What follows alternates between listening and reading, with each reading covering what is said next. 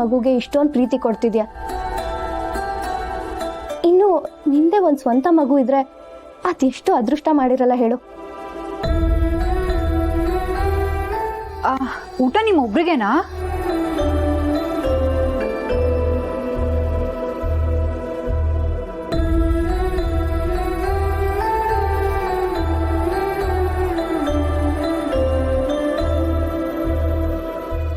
ನೋಡವಿ, ನೀನ್ ಹೇಳ್ತಿರೋದೆಲ್ಲ ತಿಟ್ಟನೆಯ, ಅದ್ರ ಜೊತೆಗೆ ಇದನ್ನು ನೀನು ಅರ್ಥ ಮಾಡ್ಕೋಬೇಕು.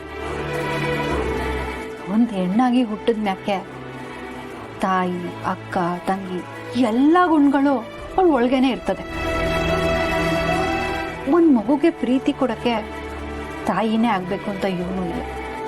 ತಾಯಿ ಗುಣ ಅವಳ್ತವ ಇದ್ರೆ ಆಟೆ ಸಾಕು. ನೋಡು, ಬರೀ ಇದೊಂದೇ ಮಗು ಅಲ್ಲ, ಈ ಪ್ರಪಂಚದಾಗೆ ನೀನ್ ಯಾವುದೇ ಮಗುನ ತಂದು ಕೊಟ್ರು ನನಗೆ ಇದೇ ಪ್ರೀತಿನೇ ತೋರ್ಸೋದು.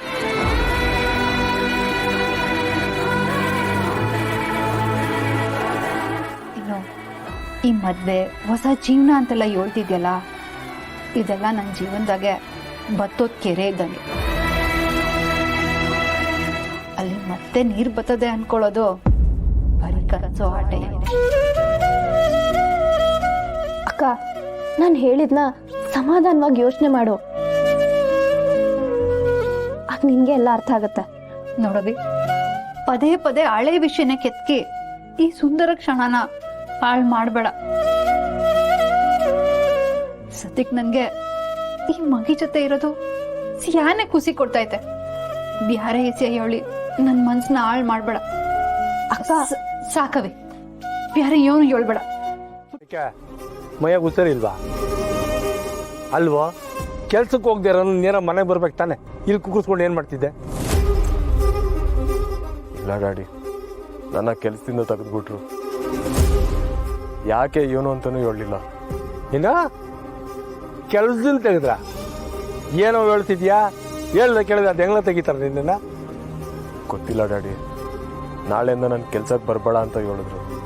ಏನು ಎತ್ತ ಅಂತ ಕೇಳಿದ್ರೆ ಏನು ಮಾತಾಡಲಿಲ್ಲ. ಇವಾಗ ಮುಂದೆ ಏನು ಮಾಡಬೇಕು ಅಂತಲೇ ತಿಳಿತಲ್ಲ ಡ್ಯಾಡಿ.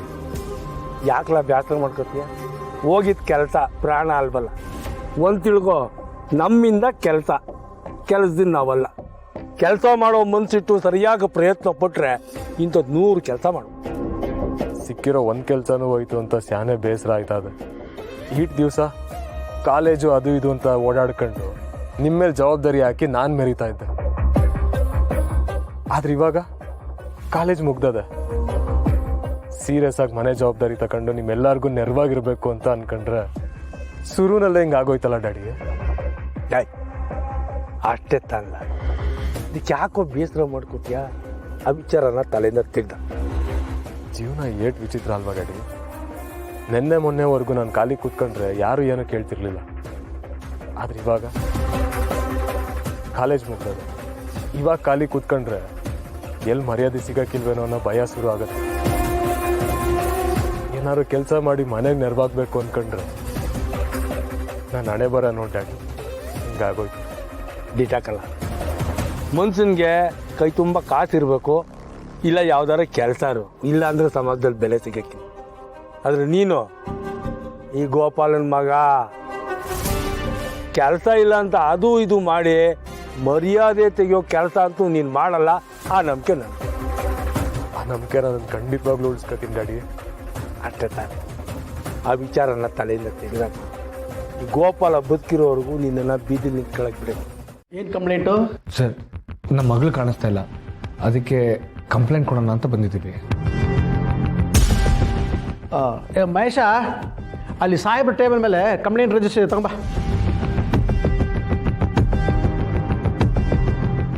ಯಾವಾಗಿಂದ ಮಗು ಕಾಣಿಸ್ತಿಲ್ಲ? ಸರ್, ನಿನ್ನೆ ಸಂಜೆಯಿಂದ ಕಾಣಿಸ್ತಿಲ್ಲ.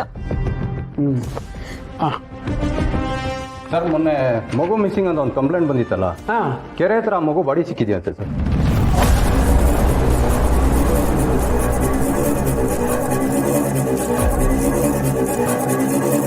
ಆ ಮಗು ಪೇರೆಂಟ್ಸ್ಗೆ ಫೋನ್ ಮಾಡಿದ್ದೀನಿ ಸರ್, ಬರ್ತಾ ಇದ್ದಾರಂತೆ ಸರ್. ನಾನು ರಂಗಣ್ಣ ಸ್ಪಾಟ್ಗೆ ಹೋಗ್ತಾ ಇದ್ದೀನಿ ಸರ್. ಆಯ್ತು, ಹೊರಡಿ. Okay sir.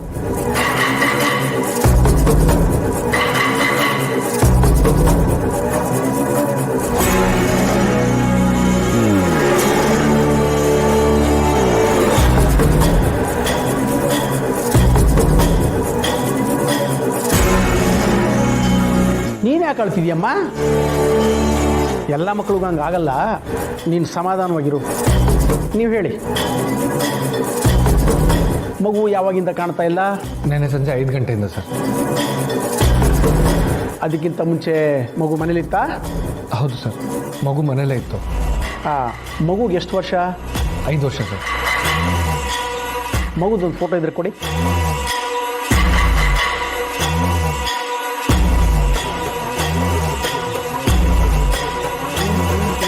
ಮಗು ಕಳೆದೋದ್ಮೇಲೆ ಏನಾಯಿತು ಅಂತ ಸ್ವಲ್ಪ ಡೀಟೇಲ್ ಆಗಿ ಹೇಳಿ.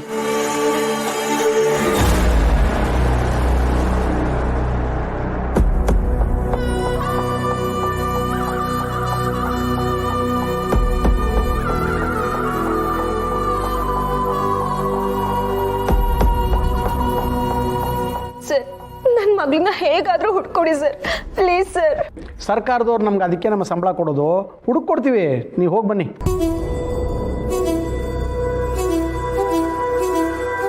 ನೀವು ಕೂತ್ಕೊಳ್ಳಿ ಸರ್. ಮೇಡಮ್, ನೀವು ಸ್ವಲ್ಪ ಹೊರಗಡೆ ಇರಿ.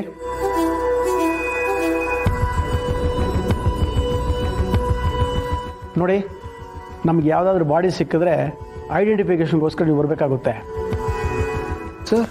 ಯಾರಿಗೆ ಗೊತ್ತು, ಯಾರಿಗೇನು ಬೇಕಾದ್ರೂ ಆಗ್ಬೋದು. ಹೊರಡಿ ಹೊರಡಿ.